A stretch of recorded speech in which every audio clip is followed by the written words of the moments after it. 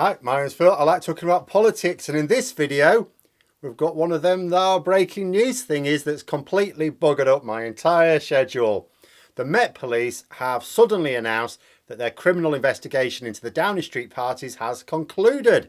So let's go over what is known, what is curious, and what happens next. But first, if you'd like to be notified of daily news and politics, please subscribe to the channel and click the bell notification icon. So earlier today, the Metropolitan Police announced that they had concluded their investigation and issued a grand total of 126 fixed penalty notices. That's a lot of law breaking for basically 2 addressers of any kind, much less the addressers that actually came up with the rules in the first place. Now, before we get on to the scant details, let's consider what the police were and were not doing. First of all, remember, the police refused to investigate at all for months.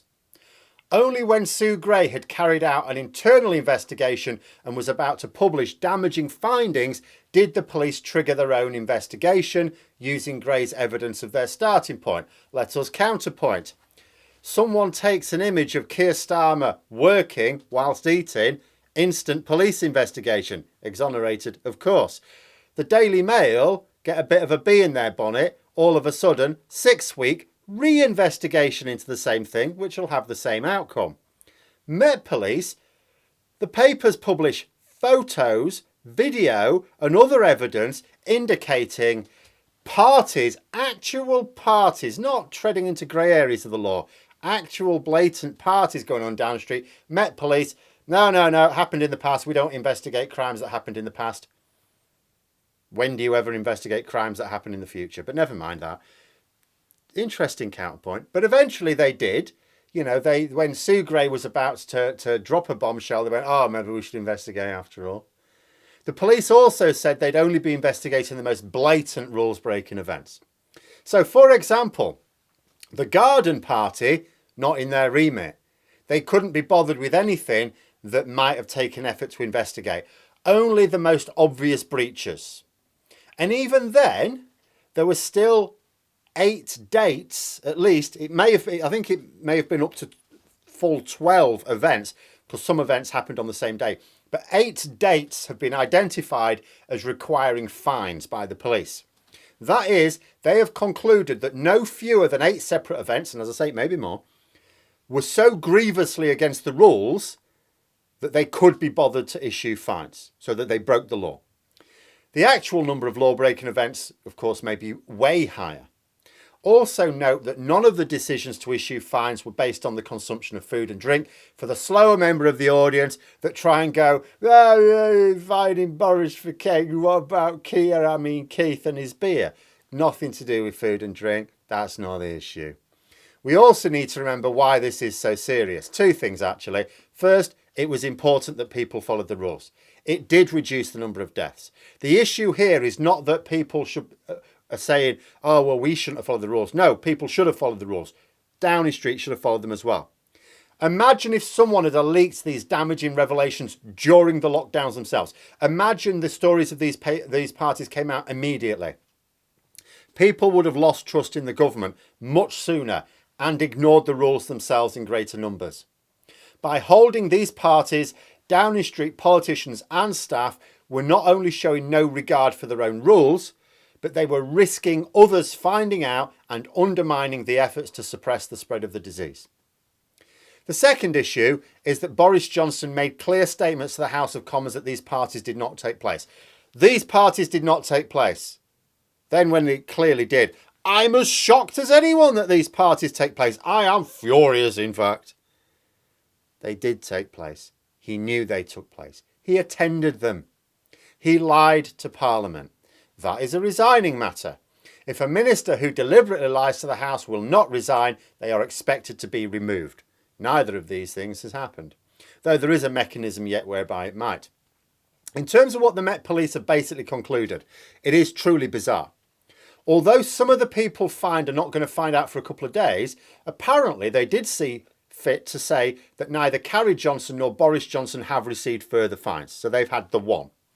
So let's take a look at us one at a time. So Carrie Johnson, the fact that she hasn't been fined for having people round her flat for a noisy ABBA party to celebrate the departure of Dominic Cummings means that the police consider that it's just possible she may have been working.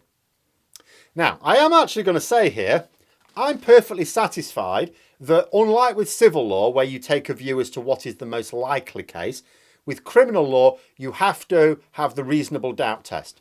If there is any credible possibility that Carrie Johnson and her associates may actually have been working despite the loud music, and given that the flat wasn't actually a place of work anyway, okay, fine. I'm all right with that. If the police are saying, look, there is an element of reasonable doubt, fine. But I do think it's weird. But okay. But the second issue is even weirder. Boris Johnson attended at least six of the events for which the police have now issued fines. That means that the police have now said that there's actually more than 6 events that they deemed to have broken the law, but Boris Johnson wasn't all of them. So they have deemed that 6 events that Boris Johnson personally attended and is known to have attended broke the law. But they've only issued a fine to Boris Johnson for 1 of them. So what the Met Police are saying is that Boris Johnson attended 6 illegal gatherings during lockdown, but that he personally was legally attending 5 of them. You what, mate? Can you imagine the fuss that the Sun and the Daily Mail would make if in the future Durham police find some of the people at Labour's campaign meeting but don't find Starmer or Rayner? They'd be screaming about the injustice of it all. What are they saying? That the fact that junior staff have been fined for attending parties that Boris Johnson also attended, but Johnson hasn't been fined?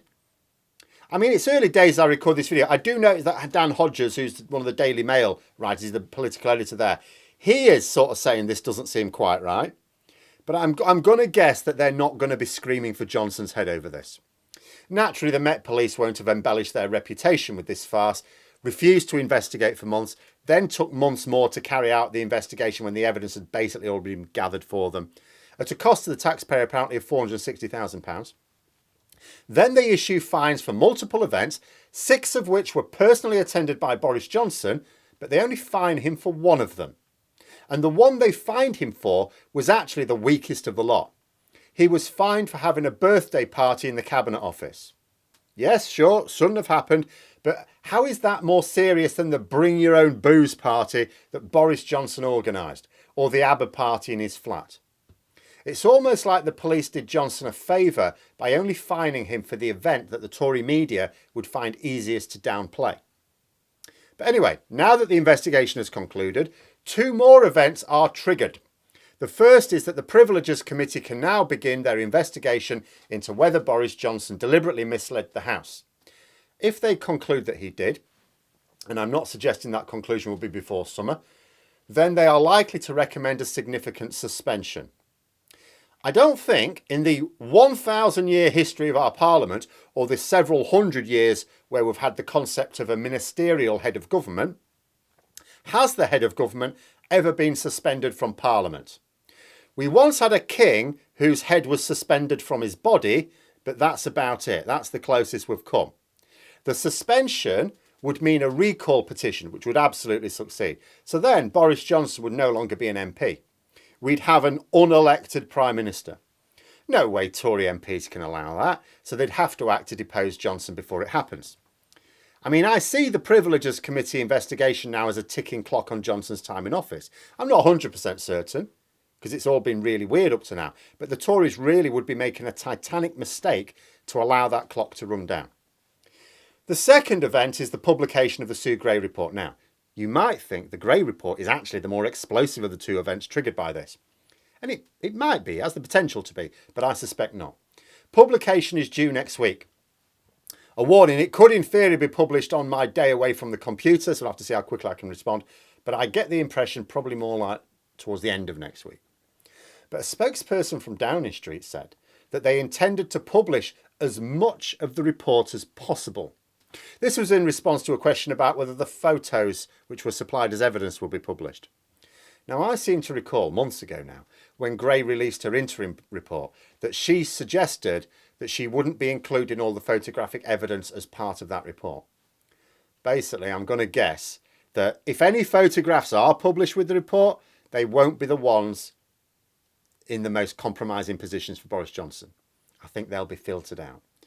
If we get hold of those photos, it will be as a result of leaks, I suspect. Possibly leaks by junior staff, that are thrown under the bus by Johnson, who got away with fines that they did not when he organised the parties and they were just there. But it also means that we might see redactions in the report to tone it down as well. Boris Johnson commissioned the Grey Report. His office will be publishing it. So he's got a lot of influence to filter things out and determine the timing of the release. He doesn't have the same power over the Priveleges Committee. So for me, it's the Priveleges Committee investigation that is the one to keep an eye on. That is the more serious for Johnson right now. He and his supporters have been given months by the police to work out their strategy for dealing with the Sue Gray report. Months. But those are my thoughts. Let me know yours in the comments below. I hope you found the video interesting. If you did, please click the like button, maybe even click on the join button if you're interested in membership. And until next time, I'll see you later.